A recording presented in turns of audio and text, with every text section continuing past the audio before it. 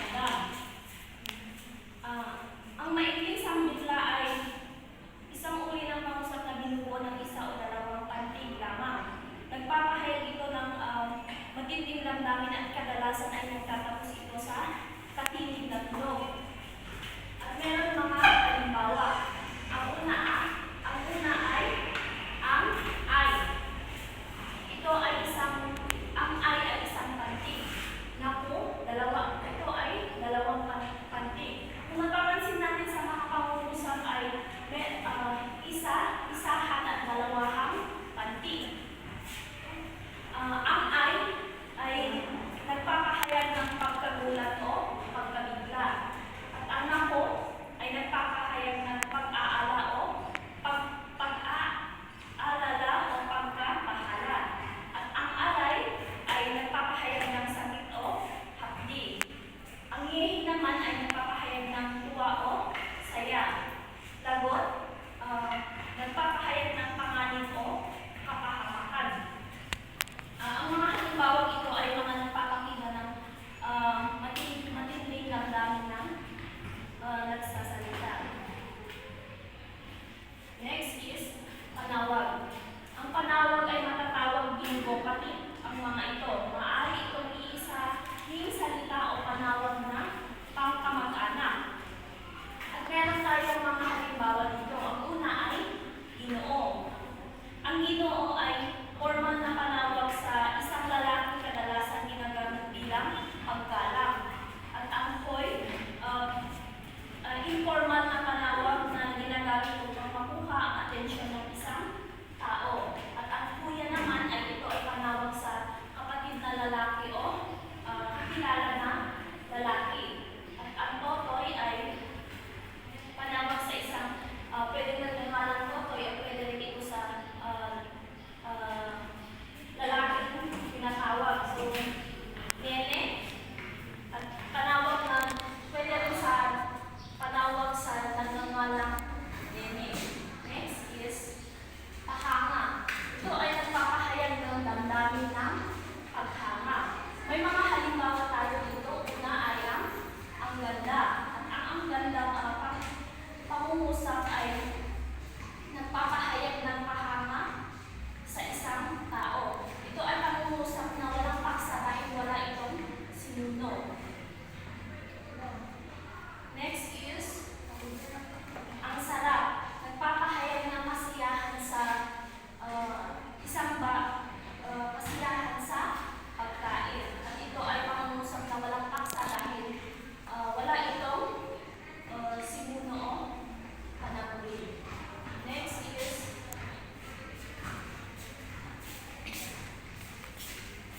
ngayon naman, dadaan tayo sa uri ng pangungusap na walang paksa tungkol sa panganahon. So, ang panganahon ay ito ay nasasaan ng oras o uri ng panahon. Pero ang dalawang uri dito, which is the phenomenal and then temporal. So, kapag sinasabi natin panganahon, ay ito ay tumutukoy sa pangungusap na nagpapahayag ng panahon o oras, ngunit walang malinaw na sinuno o paksa. Karaniwan ang ginagamit ng mga salita is nagsasaad ng oras, araw o panahon. So kapag sinasabi na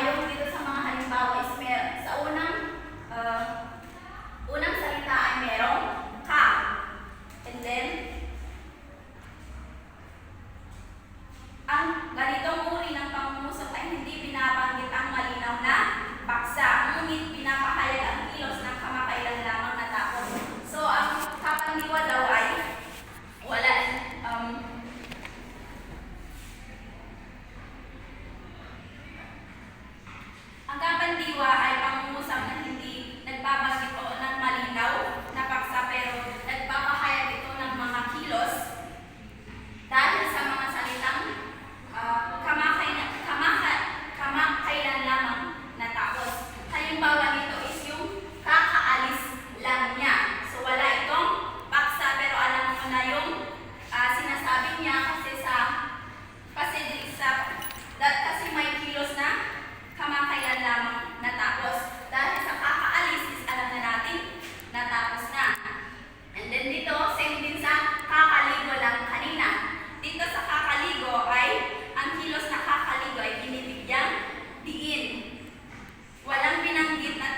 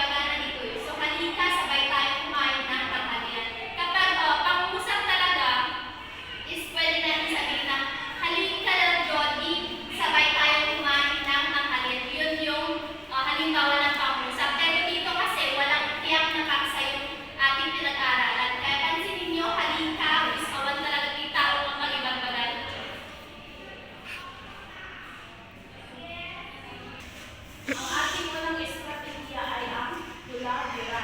Pinapakitang kaalaman, karanasan ni nalilimutan.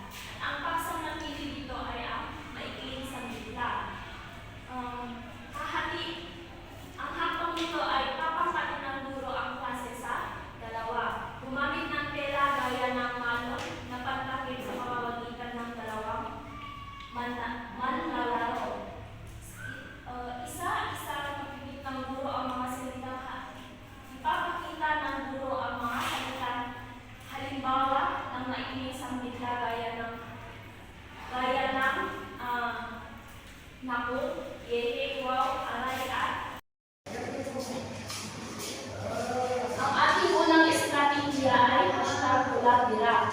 Ang natatatipang nito ay pinapakulang kaalaman, karanasan din malilimutan. Ang paksang napili dito ay maikling sambitla.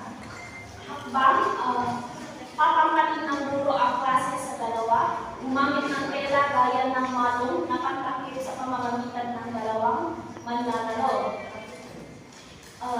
Isa-isang ipapakita ng guro ang mga salitang halimbawa ng maikling sambitla gaya ng naku, yeye, wow, aray, at ay. Pagkatapos ipakita ng huhulaan nila kung anong emosyon ito at gagawin nila ang emosyon na yan. Gaya ng masaya, malungkot, galit, gulat, at takot.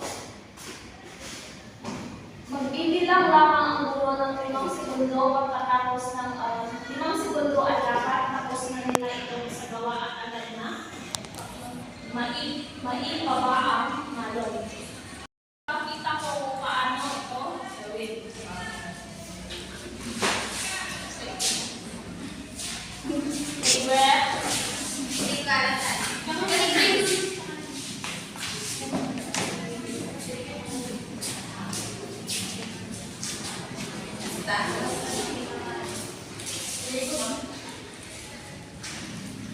Ang aking panungso ay kapag nakita ko ang mga salitang nandito ay gagawin niyo ang emosyon na dapat dito sa pamamagitan ng inyong mukha o sa inyong katawan. Naintindihan ba? Unang salita. Pagbilang kong 5, dapat na ipakita nyo ang emosyon na naaangkop dito. 5, 4, 3, 2, 1.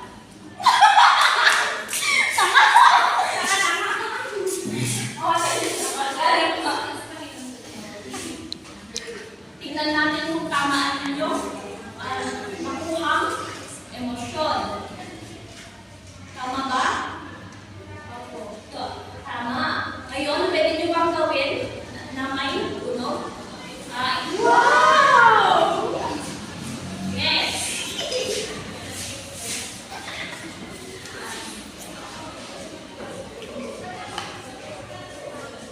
5, 4, 3, 2, 1. Sila'y taang makakuha ng mula. Ito ay masaya. Like, pwede mo bang gawin? Yay! Tama.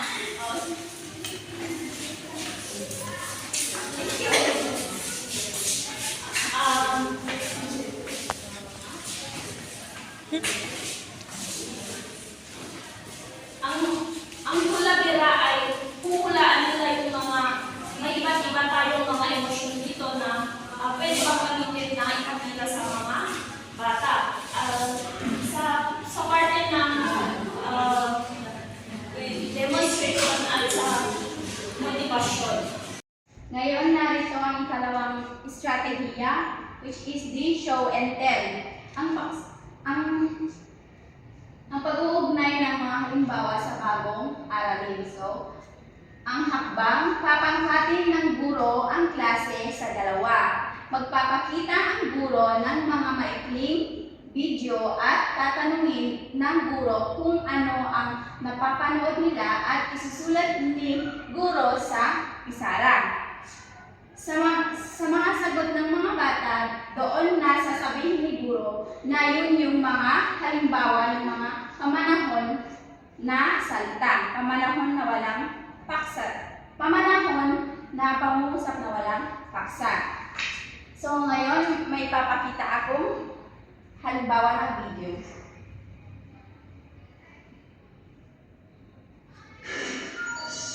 Ngayon mga bata, pagmasdan ninyo ito ng mabuti. Ang bagyong Pobre o Lulod dito sa Pilipinas. Uminaman din ang typhoon at baka ito sa maraming lugar.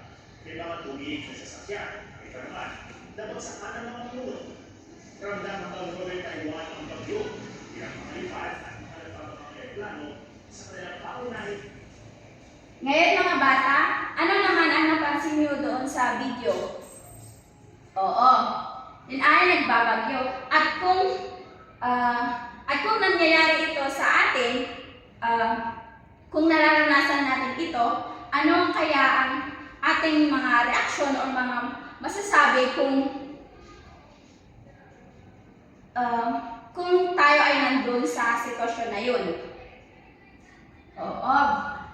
Halimbawa nito is may bagyo or bumabagyo, ganon. So, ang mga salitang iyon ay yun yung halimbawa ng pamanahon sa pangungusap na walang paksa. Narito ang ikalawang video.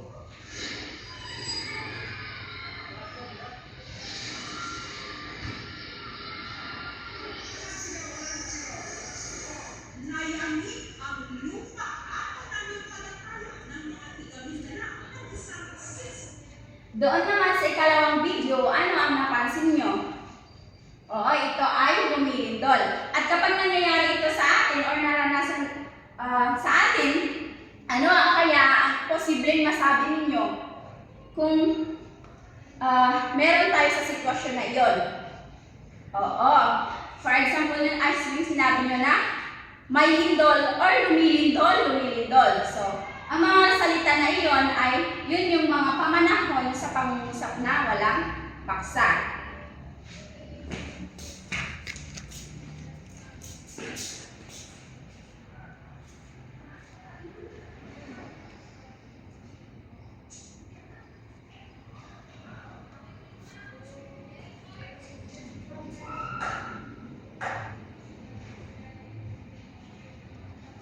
Tatlong estratehiya na aming gagamitin ay ang blaglagan. Kunwari sa Latin tungo sa totohanang mithin. So, ang paksa dito ay lahat ng mga uri ng mga pangusap na walang tiyak na paksa na gagamitin nila. So, ang panutos ay ang hakbang is gagawang mga bata ng mga blaglagan na ginagamit ang mga salitang mga pangusap na walang paksa. Pagkatapos ay kanilang ipopost sa FB.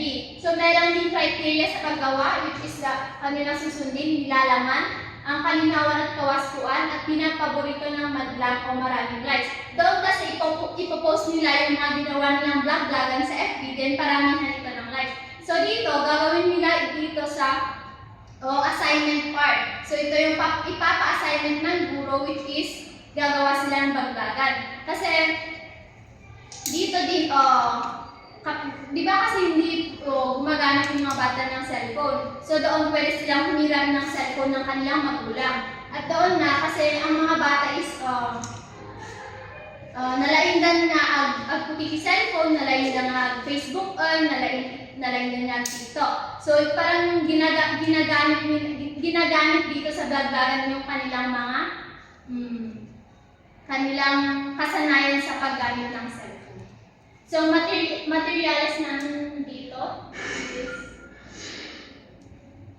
the PowerPoint presentation, the printed pictures yung ginamit ng ating ikaduwang ng mula salita, yung malong at yung cellphone na gagamitin nila dito. Yun lang po ang aming